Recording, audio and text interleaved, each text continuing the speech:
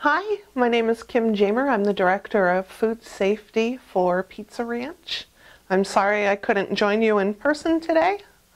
A little bit about my background. I have a culinary degree from Johnson & Wales and a bachelor's and master's in environmental management with a focus on food science and regulatory affairs from the University of Maryland. I've worked in the past as a health inspector, restaurant inspector for the state of Kansas and Massachusetts, and I have been a corporate food safety inspector for several companies such as Buca di Beppo, Planet Hollywood, Famous Dave's, and I've also worked in the produce world as a director of food safety, although Pizza Ranch is my favorite.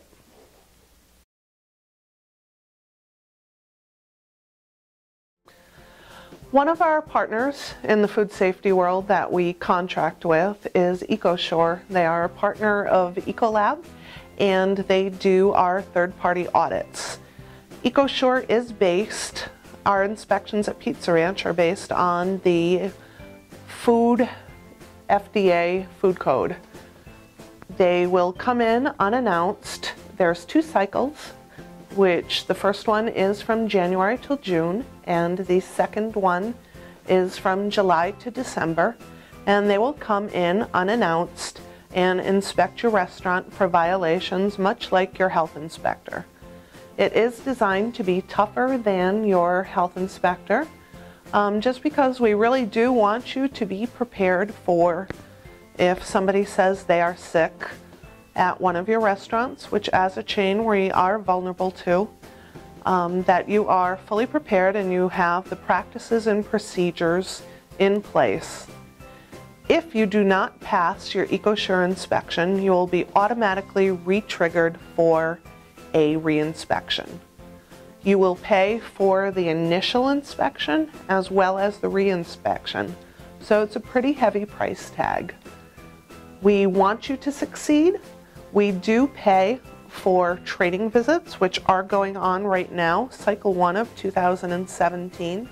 And if a restaurant gets a new general manager, we will pay again for an arranged at your time food safety training from EcoSure, so you do understand the expectations.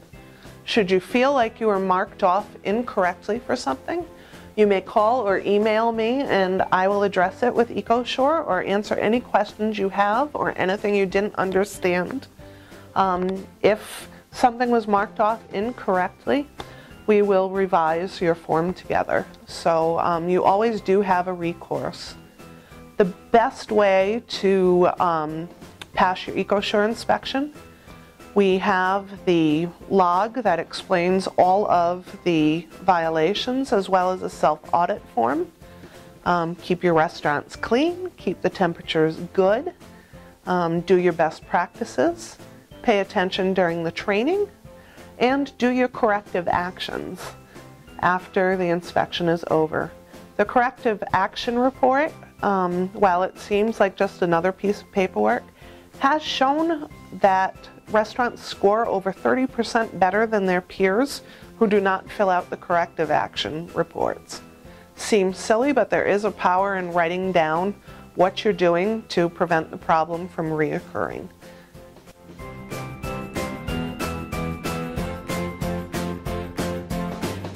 There are many best practices that will lead you to having a successful restaurant. The number one thing that guests expect is a clean and sanitary restaurant. My expectation is a high one, is that your restaurants are kept hospital clean. People always say, why hospital clean? I'm not a hospital. If you think about a surgical room or an operating room, they may be doing, we'll say, a valve transplant. Now you have a doctor with years of experience, a whole surgical team, everything's been clean and sanitary, they know your entire medical history, and you're probably still nervous going in that something's going to go wrong. They give one incision, they change the valve, everybody's educated, everything's clean, and you're done. Now you're operating a restaurant where you have no history. You don't know if these people have diabetes, cancer, elderly. You have no idea what their health history is. And you are making a product in your kitchen by sometimes a very young and not well-trained staff that they are going to put in their mouth, and it is not a valve in their heart. It's going to go through every organ, every blood vessel, every tissue in their body. So you have a huge responsibility with very little knowledge as to what your customers' limitations are unless they have an allergy that they tell you about. So we expect everything to be sanitized and clean. That also leads to guest satisfaction. People feel good eating in a clean restaurant. People feel good working in a clean restaurant. And once it's clean, it's a lot easier to keep it clean than it is to get a dirty restaurant clean. Another expectation is proper temperature control. Hot food should be kept at 140 or above. Cold food should be kept at 40 degrees or below. There's a lot that we can do to keep our temperatures good. When your make table is not actively being used, keep it closed to keep the temperature good. Watch your buffet.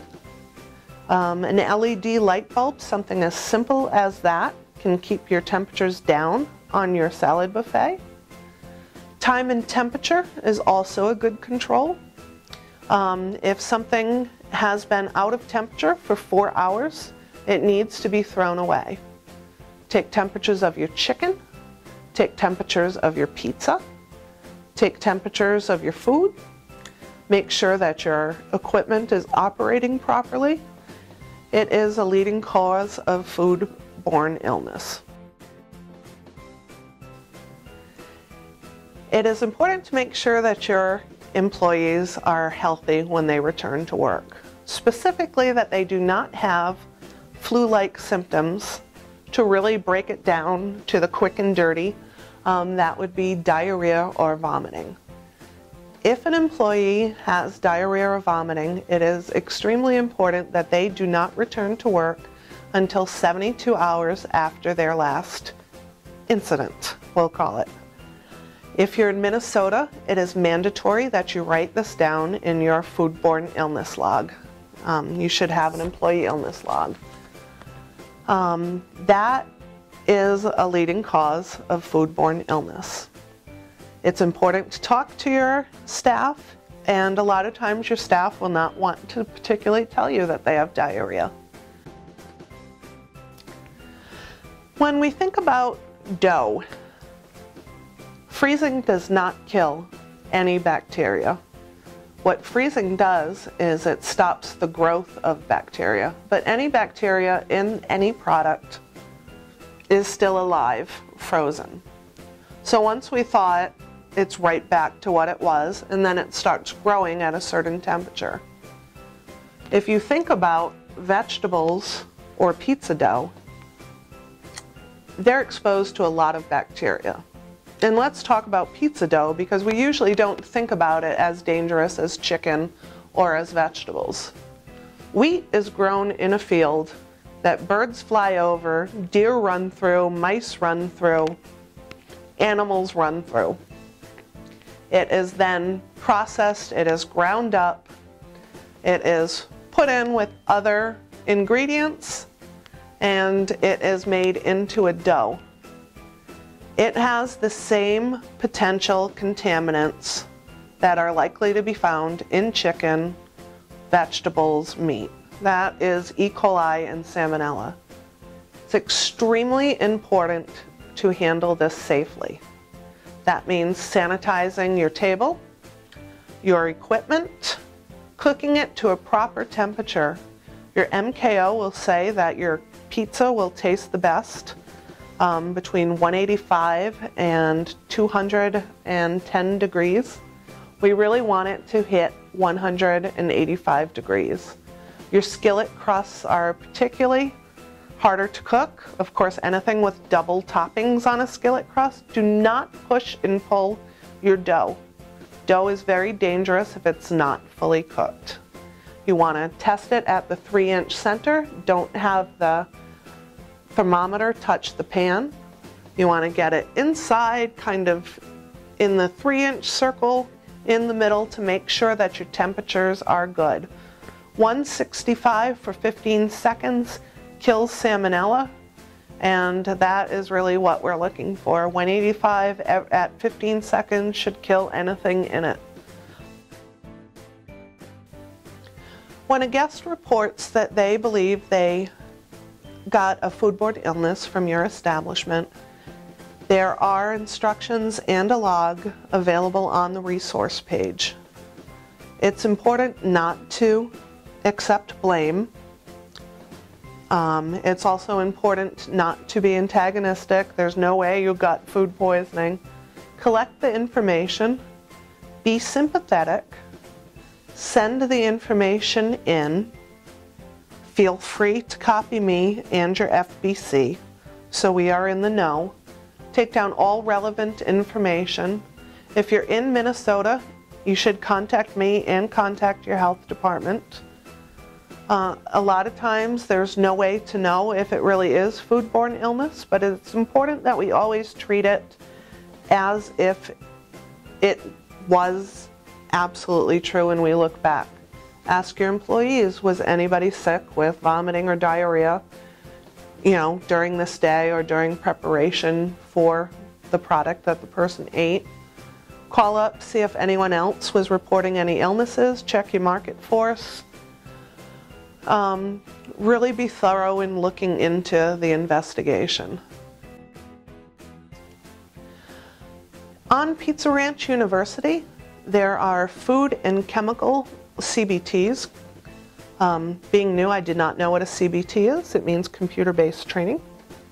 And they are mandatory for all employees that deal with chemicals that are in your restaurant, that bus your tables, that sanitize. This is an OSHA mandate, the chemical one. Both are a Pizza Ranch mandate. There is no exclusion for special needs employees, which are an integral part of our workforce. Once you do it, you're good. But it is mandatory, and if you have the same employee not do it for 2 payroll periods, you will get a standards deviation notice, which I don't like to send out. It's comprehensive, it's really easy. They will not let you fail. Like, it's impossible to fail. So if you have any problems with it, let me know. If you have a deaf employee, they do have closed captioning on both. So it's all inclusive, and they are available in Spanish as well.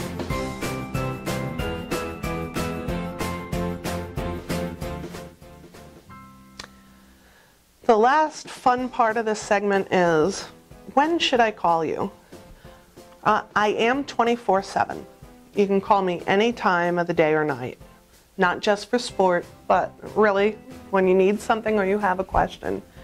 I have worked for various health departments in the past. I have a big knowledge base of public health.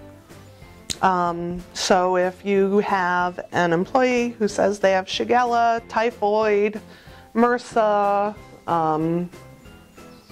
hepatitis, A, B, C, I'm here to guide you through it. If somebody says they have norovirus, I'm your girl. If you're having a bad day, an employee says they're sick, a customer says they're sick, you need help with your norovirus kit, somebody threw up, how do I clean it up? Somebody had another unfortunate accident involving a bodily spill. I'm here. You have a question, you can't find a form, you would like a form, you're having a problem with your health department or health inspector, something doesn't make sense. You can call me I advise you to email or call me when you have the problem. I really don't mind that it's a Saturday night or a Friday night. If it's bothering you, when you're busy and the problem arises, I am probably having downtime with my family and I'm slow and have all the time in the world to answer your questions. So anytime, truly 24/7. If you're having a bad day, it probably falls into my path and you should give me a call or email me. You will be given my cell phone number, which I encourage everybody to put into their mobile phone. So when you need me, I am no more than a phone call away, because it might happen while you are away from your restaurant and your junior manager or your waitress calls you with a problem, and then you don't have your book handy and you're not at your computer, and what do you do? But if I'm in your cell phone, you can just call me or email me or text me, and pictures always say 1,000 words, and I have the pictures on my phone to prove it. Thank you.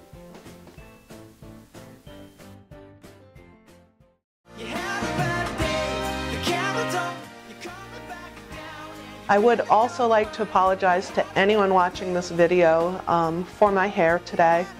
I am a naturally curly, red-headed girl, and it has been raining non-stop here.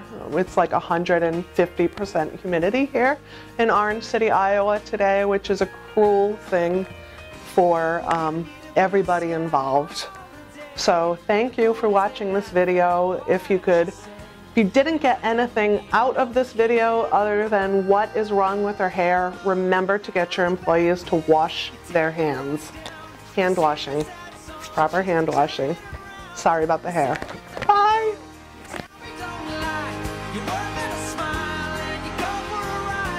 You